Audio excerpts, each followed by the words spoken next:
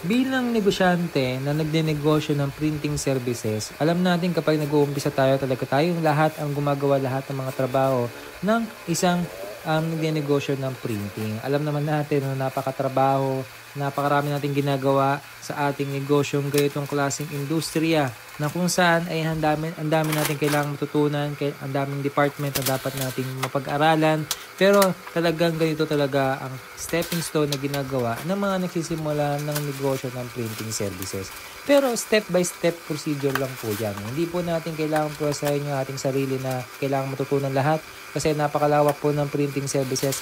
Hindi natin talaga ito matututunan lahat. Kailangan talaga mag-focus lang tayo sa mga bagay na kayang-kaya natin gawin ngayon. Hindi natin kayang i-cater lahat ng mga services na pagdating sa mga printing. Pero dapat nagkakaroon tayo ng improvement at nalalaman na natin sa ating mga negosyo habang tumatagal kung ano nga ba talaga ang kailangan nating i-focus na services or yung mga dapat nating serbisyuhan na mga client. Kailangan magkaroon na tayo ng mga